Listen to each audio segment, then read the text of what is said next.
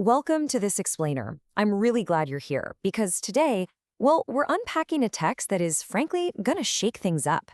I want to break the fourth wall right out of the gate and just give you a quick heads up. If you clicked on this looking for, another comfortable, toxic positivity pep talk, or maybe a magic pill to heal your wounds overnight so you can post a shiny new quote on your feed, yeah, this isn't it. The source material we're looking at today demands that we actually stop. We're diving deep into a text that challenges the very foundation of what we call modern success. So let's just get right into it. The author describes the truths we're about to explore as a cold and precise scalpel. Just let that image sit with you for a second. A scalpel isn't meant to comfort you, right? It is meant to cut straight through that perfect, flawless facade that you've painstakingly built up over the years. It's surgical. It's going to slice right through the armor of your daily routine to expose what's actually hiding underneath. Section 1. The Blade of Truth. So, tell me, have you ever stopped to ask yourself if those expensive designer shoes on your feet are actually meant for walking forward, or are they merely running away? It's a tough question. On one hand, you have this glamorous outward appearance. You know the drill. Packed schedules, endless back-to-back meetings, all those prestigious degrees hanging on your wall. But what's the reality? The source argues that the more you accumulate, the more you start to feel like a lifeless shell. The more you connect in these virtual, high-powered spaces, the more utterly and desperately alone you feel sitting by yourself in your own room. It's a hollow, echoing kind of success. Section 2. Busy or running away? Think about all these emotionally numbing habits that we have totally normalized, filling our schedules to the absolute brim, endlessly chasing the applause, trading away your own personal freedom just to maintain a certain level of fame or recognition. Or how about obsessively consuming information, like a starving person, just to feel like you're being productive? I mean, we're literally using busyness as a cheap drug. It acts as an anesthetic to numb your soul and make you forget that gnawing feeling that maybe, just maybe, you aren't good enough. You race against the clock because you're terrified that if you stand still, you'll realize you have absolutely no idea who you actually are. So, why don't you dare to stop? Seriously, just breathe for a second and let that piercing question sink in. Why are you so terrified of an empty calendar? The text doesn't shy away from the answer, and it brings us right to what you're actually terrified of confronting. You're afraid of inner stillness. The source defines this as that terrifying quiet where the noise of the outside world finally fades away. And why is that quiet so scary?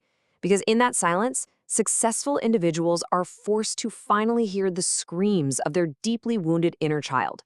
That's a child you abandoned in the dark shadows of your past, completely buried beneath your diplomas, your fancy titles, and your whole "hey, I'm always fine" adult persona. Section 3.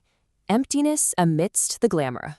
The author shares this deeply personal, incredibly heartbreaking anecdote about standing right there in phase 1, amidst the roaring applause and the brilliant glamour of it all.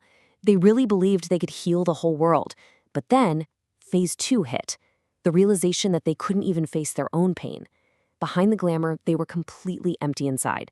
It was only going through phase 3, the fall, when all those illusions shattered and they completely fell apart, that they finally reached phase 4. They discovered the true strength and power of simply pausing. Are you actually living your life, or are you just acting out a role for an audience? Take a moment here. Try to truly evaluate your own level of authenticity in your day-to-day life. Section 4. The Abandoned Child. Here's the crucial takeaway.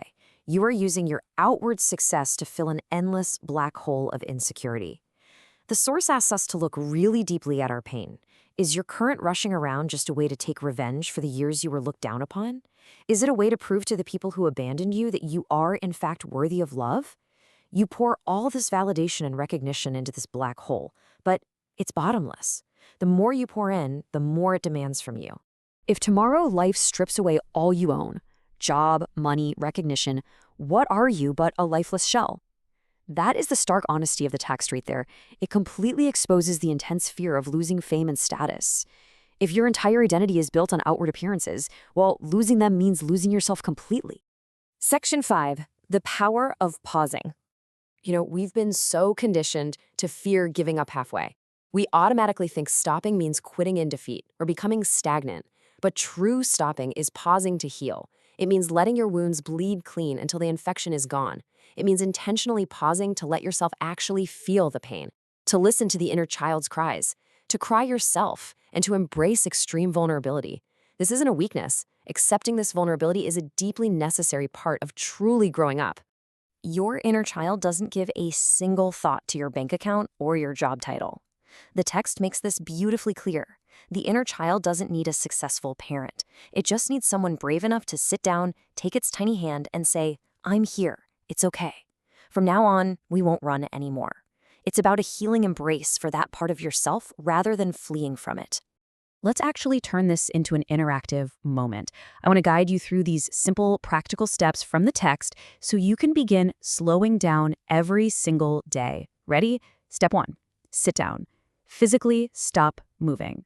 Step 2, in your mind, hold that inner child's hand. Acknowledge the pain is there. And step 3, take a deep breath. Don't be afraid of the dark, because it's really only in the dark that you can see your own light. This simple process of daily emotional and breath observation is exactly where the journey of healing past pain begins.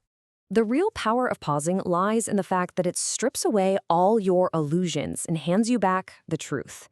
And yeah, that truth might be cold and initially painful, like that scalpel we talked about at the beginning, but it's the absolutely necessary step to rediscover your true value. Returning to the solid earth beneath your feet, returning to your primal breath, and returning to the sacred temple within you, a place you've probably allowed to become overgrown with weeds and dust while you were so busy chasing the world. I want to leave you with this final, provocative thought from the source. When you choose to play a role for everyone else, what is the true cost of your performance, if not the freedom of your very soul? We aren't starting a new race today. We are starting the practice of stopping. Use the stillness. Find your own light. Thank you so much for joining me for this explainer, and I really hope this gives you the courage to finally pause.